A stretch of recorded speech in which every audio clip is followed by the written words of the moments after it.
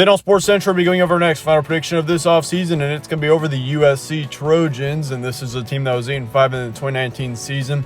Ended up having a pretty good season, making it to a bowl game, but in the end, how will USC do in 2020 and why I think this could be a potential Pac-12 dark horse in the 2020 season is what we're going over here today.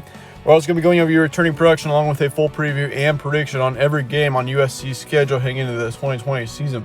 With that, let's look at your season trends from last season. Once again, they were 5-3 between September and October, and 3-2 between November and the postseason. So, obviously, this is a team that was, they were decently consistent throughout the season. They did have a couple of really bad losses down the stretch, which really hurt them in the long run. And, this team at the beginning of the season, they honestly started off pretty well. Of course, they beat off Utah on September 20th, and don't let you forget that Utah was one of the best teams in the Pac-12 last season. They were a college football playoff contender at one point, and so Utah, that was a huge win there for USC, 30-23. They also had a big blowout against Arizona, 41-14. They also had a big blowout win, or it wasn't a blowout win, but they also had a big win, is what I should say, against Arizona State on the road, 31-26. And of course, Arizona State was also another team in the Pac-12 last season that was very good. No doubt on that. They were easily one of the best teams in the Pac-12 last season. And Arizona State, they're a team to watch out for in 2020 as well. I think that's definitely a team kind of like USC, where they could definitely be a big dark horse contender, I think, in their conference. They also had a huge win at California, 11-6, that was on November 16th. They won that game 41-17. And California last season, they were very good for the first half of the season. They really dropped off once they got to November. Of course, that was because of their quarterback being injured. And of course, next season, this California team, if they're able to stay healthy, I easily think California could be a national contender, and they could easily make it to the Pac-12 championship. That's a team that has potential to be as good as Oregon next season. You're hearing it here first. I think California is a team to really be watching out for next season, especially if their quarterback can stay healthy. He led that team to an undefeated first half of the year, and after he got injured, really this team struggled. But in the end, if they're healthy, this team is definitely a contender. Looking at returning production, of course, you return your starting quarterback in Kedon Slovis, and of course, last season he was a big part of this team, put up over 3,000 yards on offense. He also had a pretty decent touchdown to interception ratio. But all around, he was, I would say, probably a top 3, top 4 quarterback in the Pac-12 last season. And he's got a potential to be a top 2, I would say, for next year. Of course, when you don't have Justin Herbert in the conference anymore. He's got the door wide open for him to be one of the best quarterbacks in the Pac-12 next season. So be sure to watch out for him. But as far as this running back core goes, of course, Malachi, you're going to be returning him. You also return Stephen Carr, your second running back, so that's going to be really good to return both of them. Of course, they didn't really have as big of an impact as the receiving core did on this team last season. Of course, Malachi and Carr put up just around 800 yards of combined offense last season, and Malachi especially, he put up over 500 yards. So watch out for him next year. But all around, this team was more about the receiving core, not as much the rushing core. If you look at Michael Pittman and Tyler Vaughns, both of them put up over 1,000 yards last season. Michael Pittman, they will not be having him next season as he is now out of USC. However, Tyler Vaughns, their second wide receiver, is now likely going to be the top receiver for this team next season, and he could easily be one of the best receivers, if not the best, in the Pac-12 next season. A lot of people are sleeping on Tyler Vaughns, I think, for next season, and definitely be watching out for him. He put up over 1,000 yards himself. Michael Pittman did put up over 1,200 yards, but Tyler Vaughns was not far behind him, so watch out for him, especially going into next season. They also returned their third receiver in Drake London, and he's not obviously going to be as good as Michael Pittman was last season, but still, he's got the potential to put up possibly 1,000 yards next season. It wouldn't surprise me to see him be able to get up to that point. But in the end, Drake London is another receiver that I would say you need to be watching out for in the Pac-12 South and for USC in general. As far as the offensive line looks, you lose 2 on there. You also lose 1 defensive lineman and 1 linebacker. So all around, the defense is not looking bad at all. In fact, I think this defense could be one of the best in the conference next season, as they only lose 1 defensive lineman and 1 linebacker. That is going to be huge for next season. To only lose 2 starters on the defense. They also lose 2 offensive linemen. Of course, that's going to affect Slovis a little bit. I think, though, in the end, that offensive line is still looking pretty good, even though they're losing 2 starters. But in the end, as far as the defense looks, it looks very good for this team. I think USC next season, this returning production looks great for this team. I'd say they've got one of the best returning productions in the nation, to be honest with you. When you got your quarterback coming back, pretty much your entire running back and receiver core coming back. Of course, if they were returning Michael Pittman, I would say USC would be a national contender. I mean, this team could easily be a national contender, even though they're losing Michael Pittman, but still, I mean, their chances of going undefeated would be much, much higher if they had Michael Pittman, but still, you can't complain a bit about the returning production for USC next season. Is USC a potential dark horse for next season? I would say so. I mean, not many people are talking about USC as a real national contender for next season, and I think people are in the wrong for thinking that. I think USC next season could easily be one of the best teams in the Pac-12. They could easily go out to win it. I mean, it wouldn't surprise me a bit to see USC win the conference next season. Of course, you got a couple of big teams like Oregon, you got California as well, USC. These three teams definitely, I think, are going to be in the running for that. And the big thing is for these teams is that Oregon does not have Justin Herbert anymore, so that team could possibly decline a little bit for next season, but still, I mean, that's all up in the air.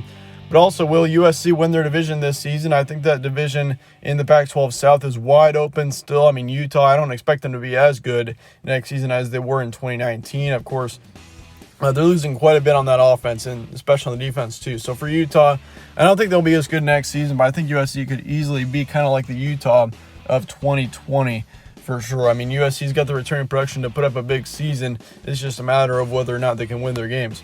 As far as your schedule looks, of course, you start the season on September 19th against Stanford on the road, and you've got 3 canceled games. Of course, the Pac-12 has canceled all of their non-conference games, and so you will not be playing Alabama, New Mexico, or Notre Dame for this upcoming season, which certainly is going to be a big adjustment. I mean, you got 2 of your biggest games, your toughest games against Alabama and Notre Dame in those non-conference games. So honestly, it almost might be a good thing for USC and a good thing for their chances of possibly reaching the playoff or a great bowl game, possibly to win the conference or anything like that. I mean, if you look at Alabama and Notre Dame, they were easily 2 of USC's toughest opponents. I mean, the only tougher opponent that I would say other than Alabama and Notre Dame, I mean, Oregon's going to be a tough game on the road, but in the end, I mean, you're getting rid of 2 of your potential losses, which is going to be huge for USC next season, I think. So honestly, the cancellation of the non-conference games really shouldn't affect USC as much next season. I mean, looking at that September 5th game against Alabama, that's in a neutral location, but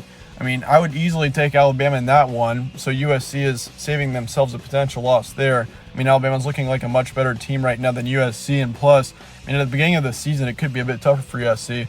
Plus, I mean, Notre Dame, can't forget about them. They could be a 9-10 win team next season. So, yeah, in the end, though, for USC, of course, you start the season against Stanford now on September 19th. Then you've got Arizona State on the 26th.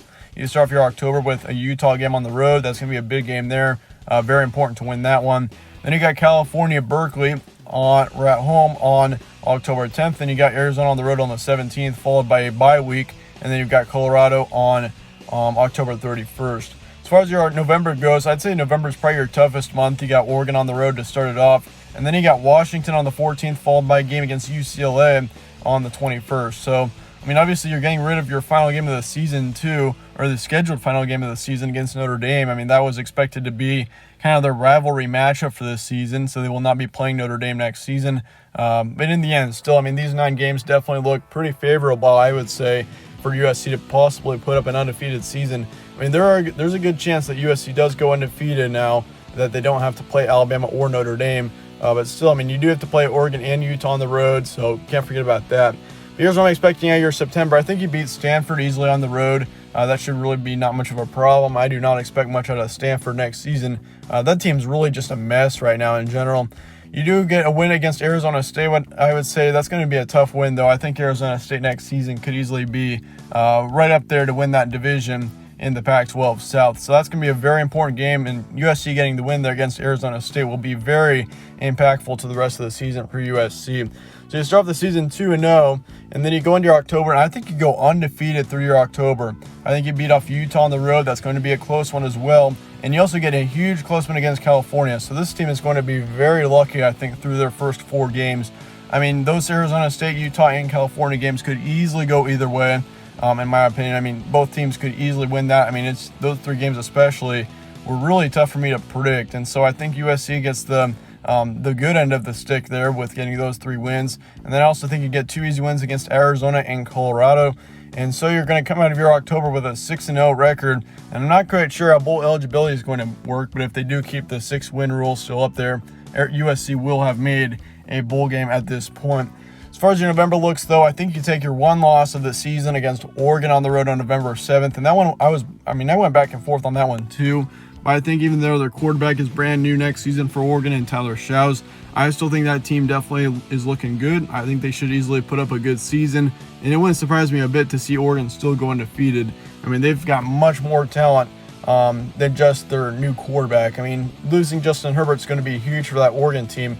You can't forget about the speed and the talent that Oregon has in general outside of Justin Herbert from last season. And so, yeah, that team is returning a lot of great talent. I think Oregon, in the end, with that being on the road as well, in a very tough location to play at, I think Oregon does get the win there in the end. However, I do think USC beats off Washington in a close one, so that's going to be a big win. Then you get a big win to finish off your regular season against USCLA. So your record prediction for next season is going to be 8-1. And, I mean, in the end, still looking like a great season for USC. And honestly, if you were still playing Alabama and Notre Dame, I mean, this USC team, I would say probably your record prediction, even if you still have the games or your non-conference games still going on, I would say USC would be a 9-3 to a 10-2 team. So, I mean, in the end, USC honestly is benefiting from having the non-conference games canceled. So, honestly, for USC fans, nothing really to worry about with having the non-conference games being canceled. It should probably benefit you in the long run. But in the end, let me know your thoughts in the comments below on USC. Let me know whether you disagree with anything here. I'd like to hear your thoughts in the comments below. But then again, thanks again for watching. Be sure to stay tuned for more from All Sports Central. And if you enjoyed this preview, be sure to slap a like on it and subscribe as well. It really helps out the channel. I'd really appreciate that. But as always, thanks again for watching. Stay tuned for more from All Sports Central, and I will see you all later.